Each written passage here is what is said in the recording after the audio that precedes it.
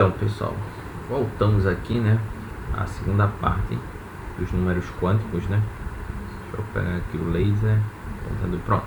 Então, na última parte eu falei sobre os 4 números quânticos, né, e alguns princípios. Veja, o número quântico principal está associado ao nível de energia, mas também nós podemos interpretá-lo como se fosse o tamanho do orbital. É uma forma também você interpretar o resultado da função de onda, né?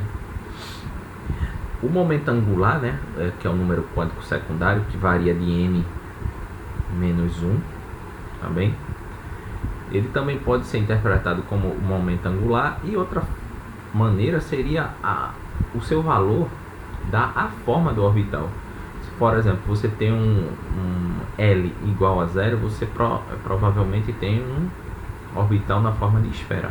Se você tem um orbital, se tem um L igual a 1, você tem um orbital na forma de dois cogumelos, vamos dizer assim. E se você tem um orbital na forma com o valor número quântico secundário no valor de 2, você tem um orbital com essa forma aqui, ó. Isso é tudo resultado, gente, de funções de onda que são resolvidas. O número quântico magnético, ele simplesmente vai dar o que?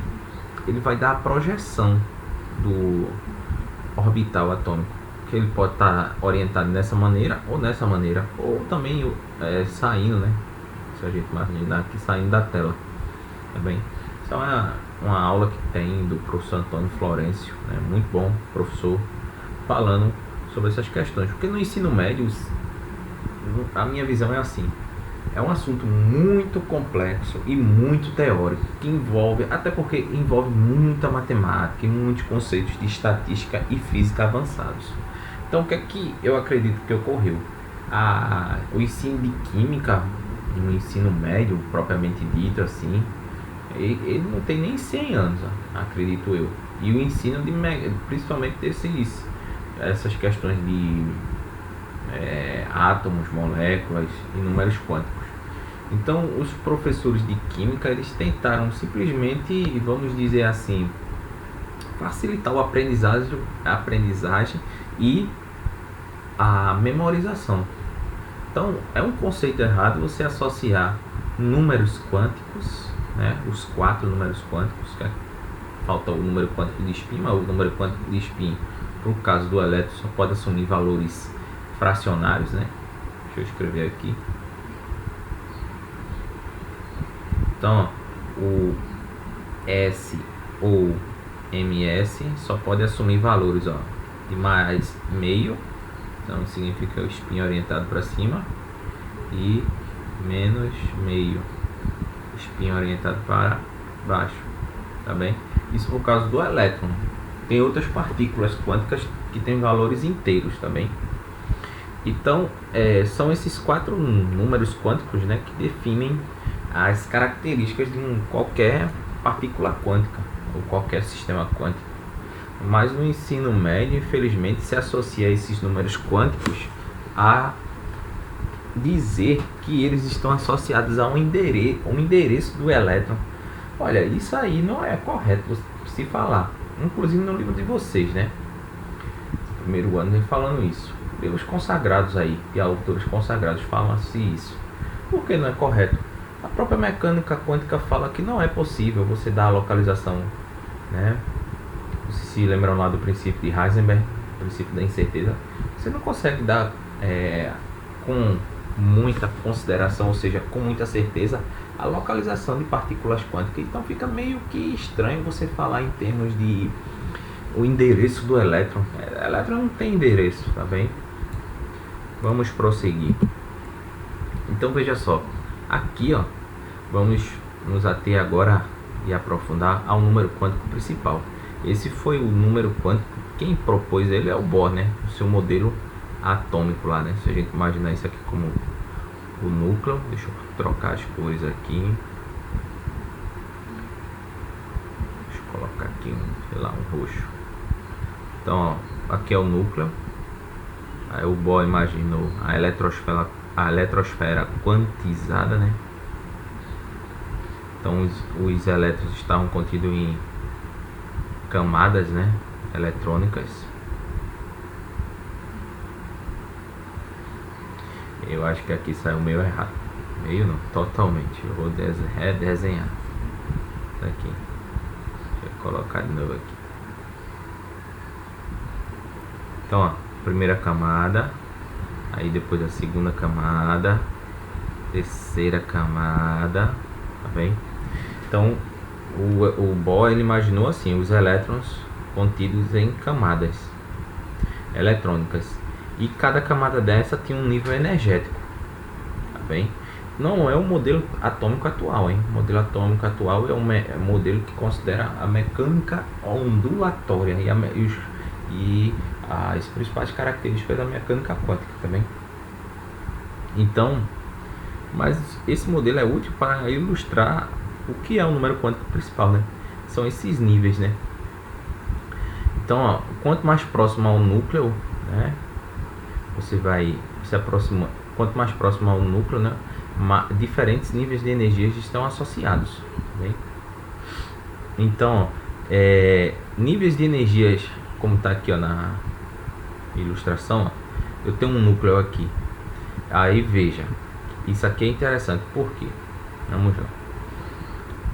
O número quântico principal, você pode associar ele 7 níveis. Pode ser infinitos níveis, mas a ciência conhece com uma certeza considerável, né, 7 níveis, tá bem? Então a gente associa a cada nível desse, tá bem, uma letra. K é o nível 1, o L o 2, o M o 3, o N o 4, o O o 5, o P o 6 e o Q o 7, tá bem? Então, ó, a distância do elétron ao núcleo. À medida que você vai se distanciando, né, do núcleo atômico, né, a energia, o nível de energia cresce. Então, ó, eu vou só dar um exemplo aqui. Se aqui for 10, aqui já vai ser 20, não necessariamente esses valores, hein? Aqui é 30, tá bem? Cada nível desse aqui, K, L, M, N, O, P, Q, tem um nível de energia, tá bem? Então, o número quântico principal ele define a energia, né, do elétron, e também define o tamanho de um orbital. Quanto maior o valor de N, maior é o orbital e maior é a distância média entre o elétron e o núcleo, né? É o que está se mostrando aqui, ó. Veja nessa figura, ó. Aqui é um orbital 1s, mas aqui, ó, um orbital 2s. Vê que a diferença já aumentou, né, de tamanho. E aqui, ó, o 3s, tá bem? Aí elétrons com o mesmo valor de N ocupam o mesmo nível eletrônico, tá bem? Elétrons com o mesmo valor de N ocupam o mesmo nível eletrônico. Aí vamos dizer, ó, eu tenho um elétron que tem um N igual a 1.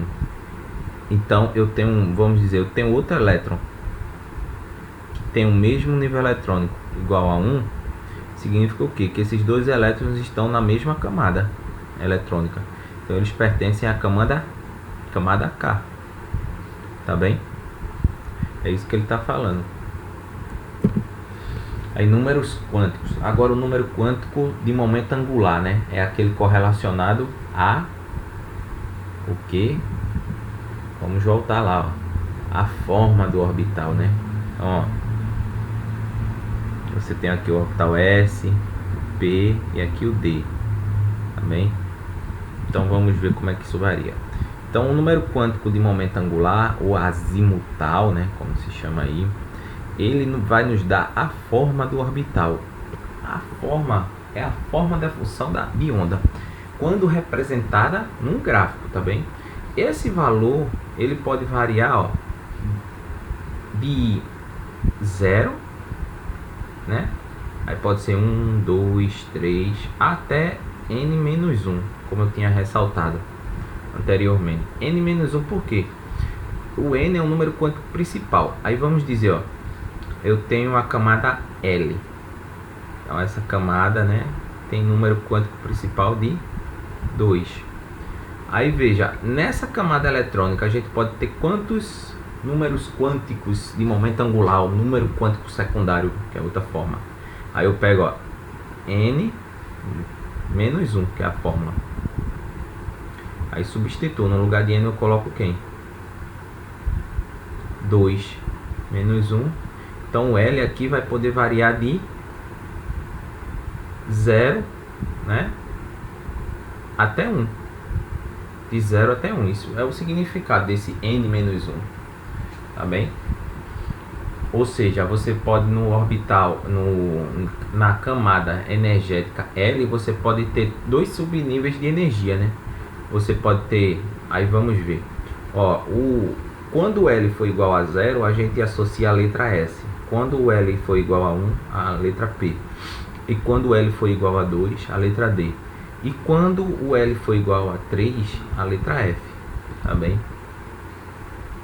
É isso que tem esse significado, né? Essas formas aqui, né, elas estão associadas, essas letras associadas a esses nomes em inglês: Sharp, Principal, Diffuse, Fundamental. Isso vem lá da mecânica quântica, hein? Aí tem a tradução aí: afiado, principal, difuso e fundamental. Na realidade isso vem das funções de ondas, né? Aí se correlaciona dessa maneira. Então veja, cada valor de L caracteriza uma subcamada, tá bem? E aí, por exemplo, vamos lá, ó, o orbital S, né, ele tem aquela forma, né, uma esfera. Já o orbital, isso aqui é o orbital S. Já o orbital P, ele vai ter aquela forma, né, de dois nódulos, tá bem? E assim por diante. O que é mais importante a gente saber aqui é como o L vai poder variar, né? Tá bem? Em termos do N. Então a gente vai ter que associar essa fórmula aqui, ó. O N menos 1. Sempre se lembrem. N menos 1. Quando associando o L com o N. Tá bem? Então, ó, se eu tenho, por exemplo, ó, vamos dizer aqui, ó, subnível do elétron, forma do elétron, né? Isso tudo é o número quântico secundário, o L, né? Ele está associado ao subnível do elétron, à forma do elétron. E seus valores podem variar de 0 a n menos 1, tá bem? Isso significa que, por exemplo, o camada K, né? A camada K, o n dela é igual a 1, número quântico principal. Então ela pode variar de quanto? É n menos 1, né? Então vai ser 1 menos 1. Eu pego esse valor de n e substituo aqui. Então ó, só vai poder variar uma vez, né? Que é o 0, que é o orbital S. Esse valor de n, quando dá 0, você vem aqui nessa tabela. S significa 0. Se esse valor aqui der 1, significa que, ó, o n vai poder variar de 0 a 1. Aí se, por exemplo, esse valor aqui de n der 3, tá bem? Aí esse valor vai poder variar 3 vezes. A gente vai ver nos exercícios a aplicação desses conceitos. Aí veja, o número quântico magnético, né? O número quântico magnético, como eu mostrei a vocês aqui, ó, ele pode variar, ele dá o que? A orientação, né? Ou a projeção do momento angular. Mas vamos entender mais como projeção da função de onda. Ela pode ter uma projeção para cima, para baixo, saindo da tela. Isso aí, para vocês do ensino médio, é o que mais conta assim em termos de interpretação. Então veja, o número quântico magnético, ml, ele pode variar, ó.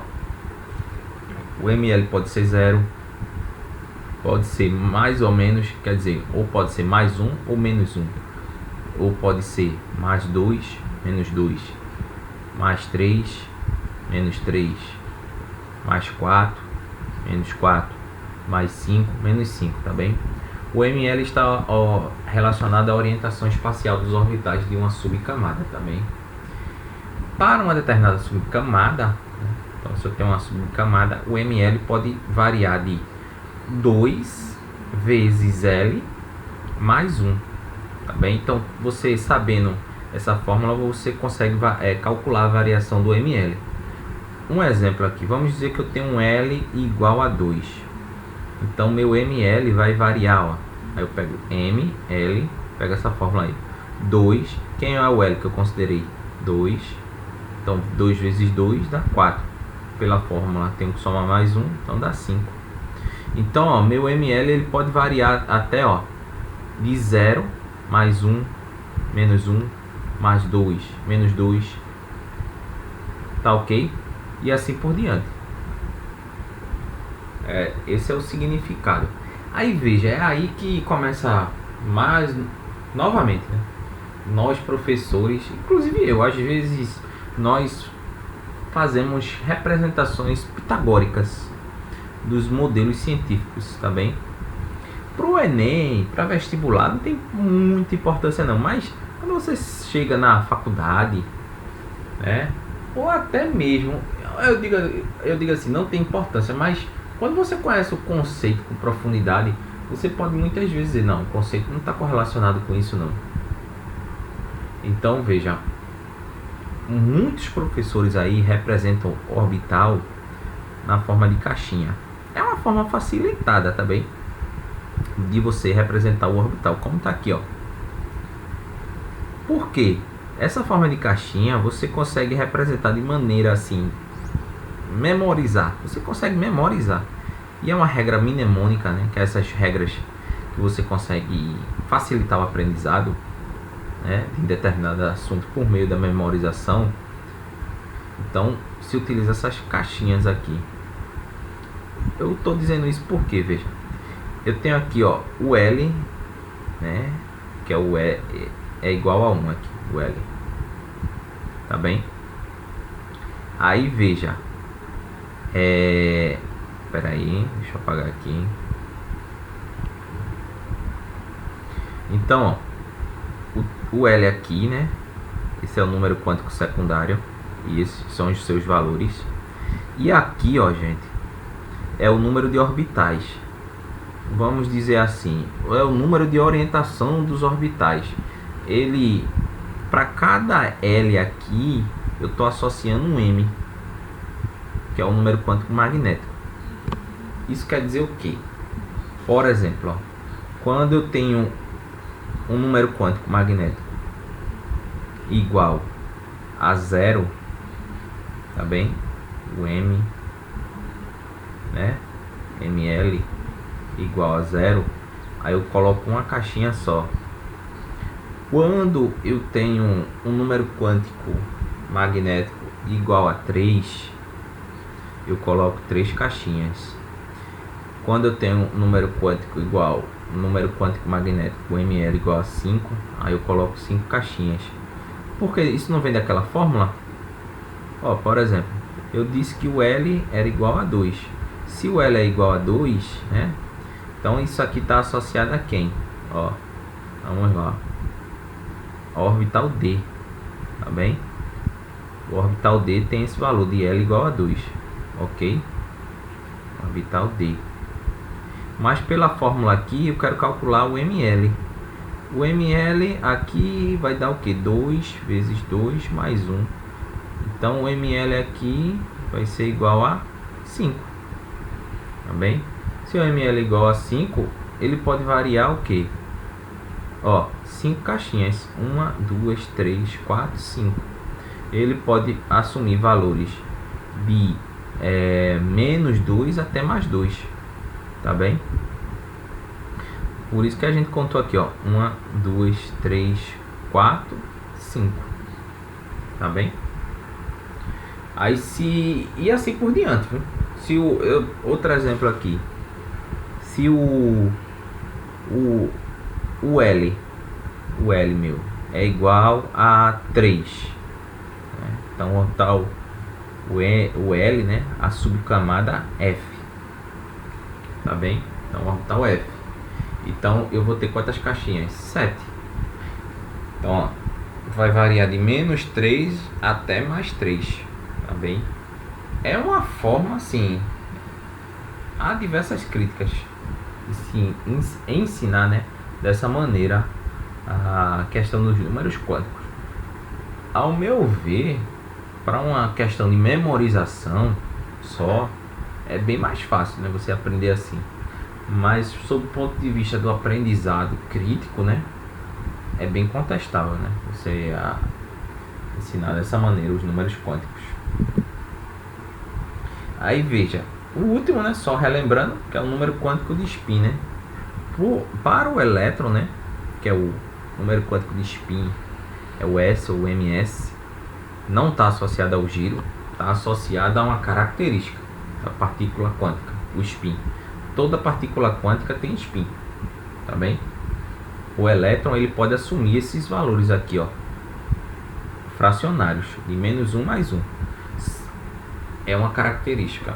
O que é realmente o spin, você teria que aprofundar muito em conceitos de física, e matemática e estatística.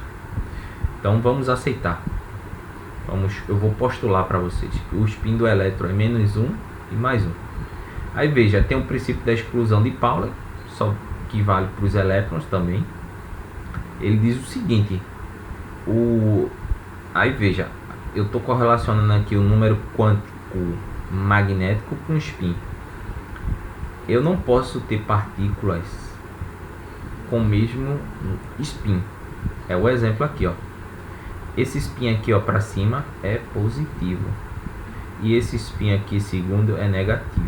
Até aí tudo bem, mas só que aqui, ó, eu tenho um terceiro spin que é positivo, que é igual ao primeiro, não é isso?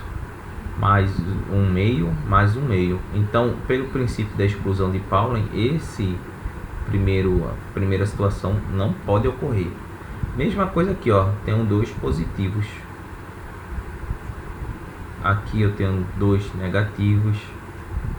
Mas isso aí é como eu tô falando, isso é decorrência das funções de onda. Eu vou bater muito nessa tecla. Isso é questão de matemática avançada, só que os professores ensinam dessa maneira e às vezes esquece. Isso não é uma realidade em termos assim de experimentação, né? São conceitos teóricos, né, que vamos dizer, foram introduzidos, né, por meio de funções de onda. Só que os professores do ensino médio não chegam a falar, né? Ensinam dessa maneira. Então o princípio da exclusão de Pauli é isso, ó. Então, ó, veio o princípio da exclusão de Pauli. Ele diz o que?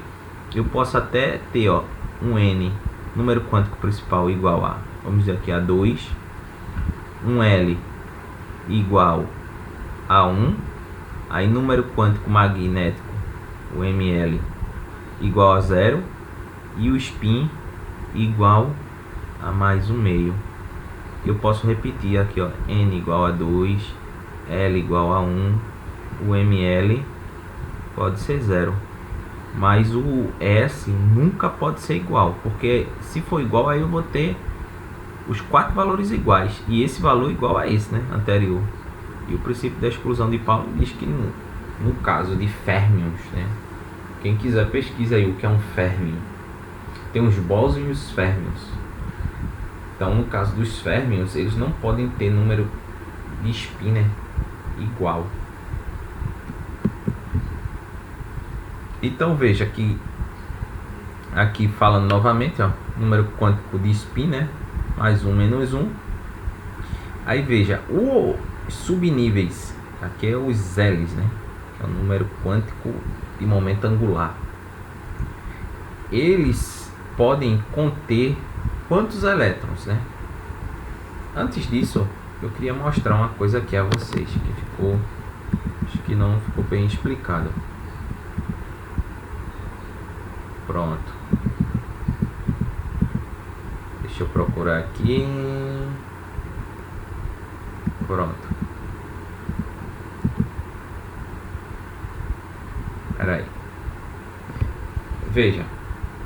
Você tem as camadas, né? K, L, M, N, O, P e Q. tá bem? Isso aqui representa o que? O número quântico principal, o N, tá bem? Aí veja, cada camada dessa aqui, ela tem uma quantidade de elétrons máxima que pode ocupar. Aqui, por exemplo, é 2. O L deixa eu ver, o L poderia ter 8 no caso. A gente vai ver mais pra frente os valores, são valores altos. Só que eu disse o que a vocês, não tem um número quântico de momento angular, que é o subnível de energia, né? Cada camada dessa aqui tem um subnível de energia, tá bem? Ou mais de um subnível de energia, tá, ok? É o que ele está demonstrando aqui, ó. Aí o subnível S tem quantos orbitais? 1, que é aqueles em forma de esfera. Aí veja, pode comportar no máximo quantos elétrons nesse subnível? Se a gente, ó, representar esse orbital S como uma caixinha para facilitar o aprendizado, somente isso, então eu só posso ter quantos elétrons? 2, né? Um com spin positivo e outro com spin negativo, para cima e um para baixo. Não posso ter 3, porque 3, o primeiro iria ficar com o número quântico de spin igual ao terceiro, como eu expliquei anteriormente. Então aqui é 2. Aí aqui ó, tem 3 orbitais, né? Aí a gente representa daquela forma, né?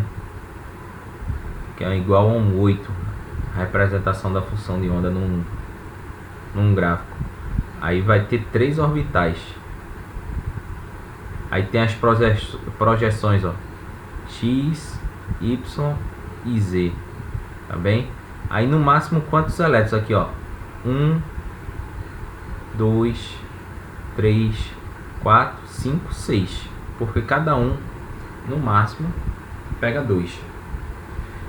Ou comporta 2, né? Cada orbital no máximo comporta 2 elétrons, pelo princípio de exclusão de Pauling. Então aqui, ó, subnível D, eu vou ter quantos orbitais? Eu nem vou fazer a representação gráfica do subnível D porque é complexo. Então são 5, né? Então, ó, 1, 2, 3, 4, 5. Então cada um pega 2, 2, 4, 6, 8, 10. E o subnível F são 7, hein? 1, 2, 3, 4, 5. 1, 2, 3, 4, 5, 6. E aqui, ó, 7. Tá bem?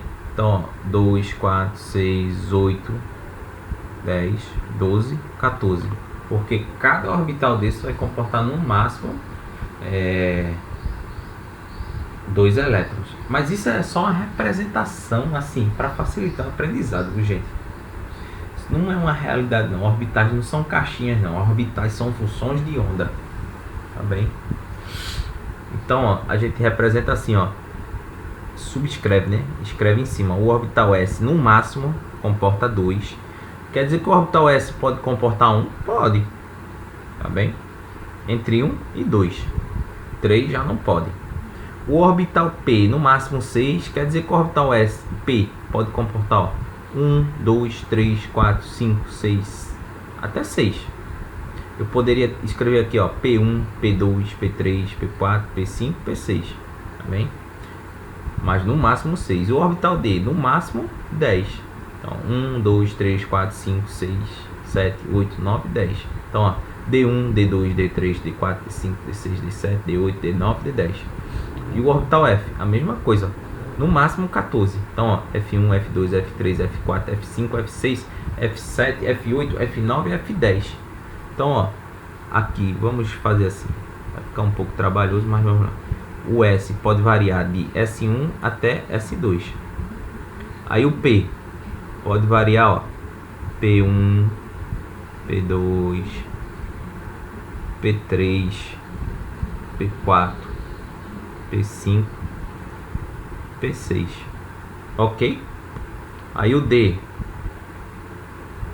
D1, D2, D3, D4, D5, D6, D7, D8, D9, D10. O F eu não vou fazer não, gente, mas é F1, F2, F... no máximo. Isso vai depender da quantidade de elétrons que você quer alocar. Mas lembrando que um orbital só consegue comportar no máximo 2 elétrons, por causa do princípio da exclusão de Pauli. Aí veja, aqui ó, modo de preenchimento dos orbitais. Isso tem uma regra que também vem lá da, vamos dizer, da mecânica quântica, né? Vamos dizer não, vem da mecânica quântica. Vem de regras muito complexas da mecânica quântica. Então ó, o orbital S, eu começo a preencher, ó. Outra coisa, eu vou representar os elétrons com essas setas. Aí para cima significa que o spin é mais 1. Para baixo significa que o spin, número quântico de spin, é menos 1,5. Mais 1,5 menos 1,5, desculpa. Então aqui ó, aí o S é igual a 1, S1. Então ó, só tem um elétron e eu vou comportar eles, ó, de maneira com spin positivo, tá bem? Aí vamos dizer aqui, ó, eu vou para o subnível P. Aí o subnível P são quantos orbitais? Lembra lá, né? Número quântico, o magnético, né? 2L mais 1. O P aqui vale quanto? Ó, lembra lá, aqui ó, o L aqui é 0, o L aqui é 1, o L aqui é 2 e o L aqui é 3, tá bem? Então ó, só é substituir, né? No valor de L aqui eu coloco qual valor? 1, né? Então ó, 2 vezes 1, 2, mais 1, 3. Então ó, eu vou colocar 3 orbitais. Aí esse valor aqui, né, vai poder variar, né, de menos 1, não é isso, até mais 1, tá bem? Então ó, o subnível P, o número quântico magnético dele pode variar de menos 1 a mais 1. Então eu vou colocar 3 caixinhas, 1, 2, e vou começar a preencher, ó, com elétrons aqui, né?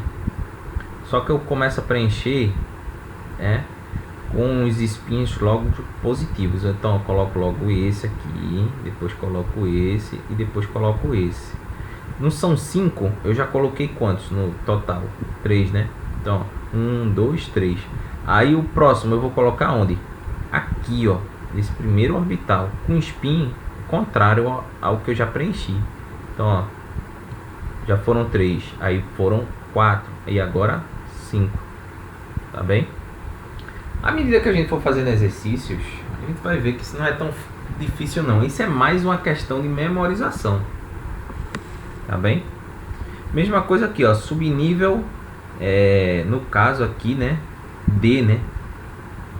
Então subnível D, então o L vai poder variar de quanto a quanto.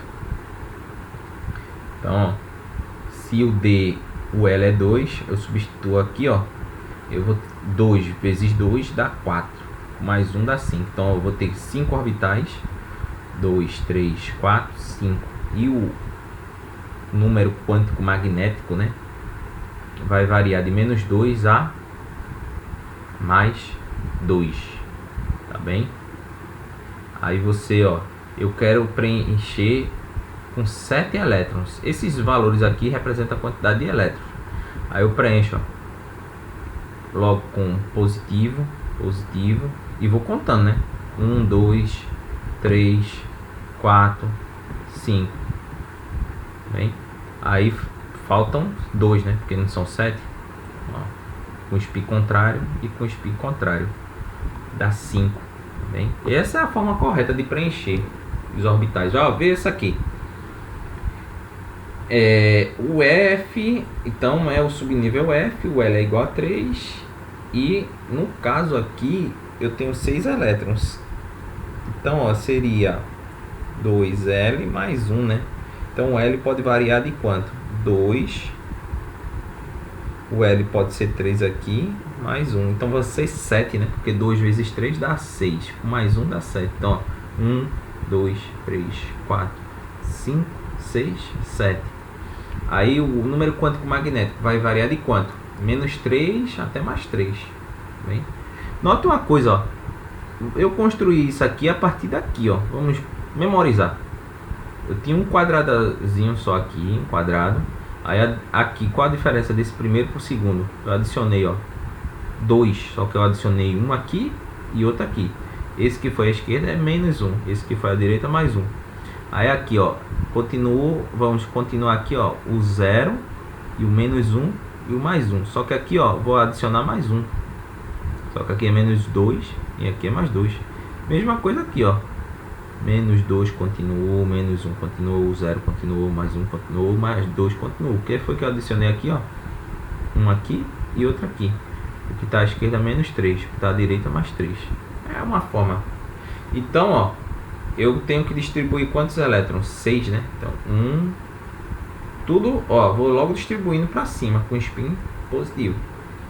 1, 2, 3, 4, 5, 6. Eu tenho que parar em 6 porque o valor aqui é 6. Tá bem? Esse orbital aqui fica vazio. Tá bem? Aí você pergunta, e por que eu não poderia ver? Pega esse aqui, ó, e colocar aqui, vamos dizer. Isso é uma questão do princípio da construção de alfa. Também isso aí a física quântica diz que tem que ser assim.